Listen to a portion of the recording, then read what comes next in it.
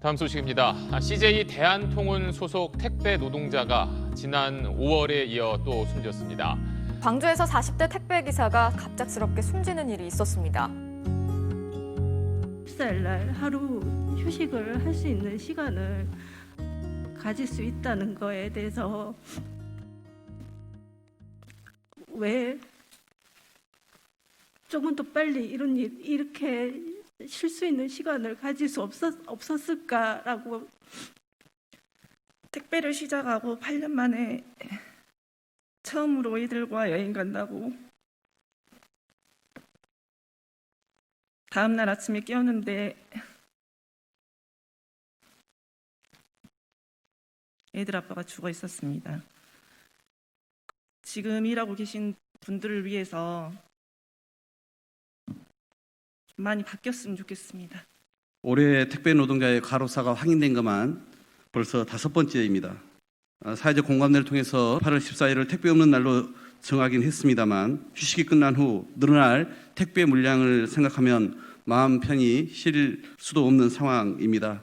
코로나19로 택배 물량이 예년보다 40~40%가량 늘어났습니다. 하루 14시간에서 15시간 주 6일 근무하면서 목숨과 바꾸며 일을 하고 있는 것입니다. 이렇게 열악한 환경에서 일하고 있지만 아직 택배 노동자들을 보호해 줄 만한 제도적 장치가 제대로 마련되어 있지 않습니다. 택배 노동자는 특수고용직 노동자이고 또 좀 더 엄밀히 말하면 사업자 등록을 내고 일하는 자영업자 신분입니다. 그래서 일터에서 고용, 안정, 소득, 휴식 어느 걸 하나 제대로 보장받지 못한 채 일하고 있습니다.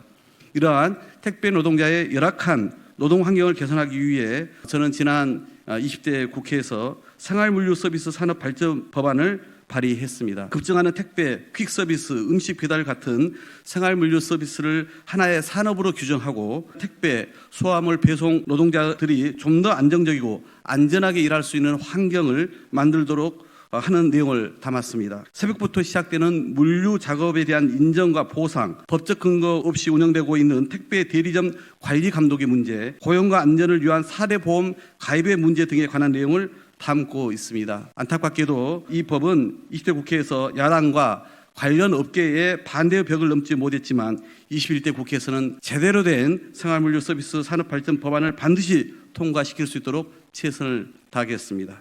이상입니다. 유가족의 바람은 명확합니다. 자신의 남편과 동생 같은 안타까운 죽음을 되풀이하지 않도록 해달라는 것입니다. 오는 8월 14일은 택배 없는 날입니다. 택배 노동자들에게 주어지는 사상 첫 공식 휴가일입니다. 하지만 단 하루의 택배 없는 날로 택배 노동자의 과로사를 멈출 수는 없습니다. 보다 근본적인 대책이 시급히 마련되어야 합니다. 정부와 택배사가 유가족의 절절한 외침에 화답하기를 기대합니다.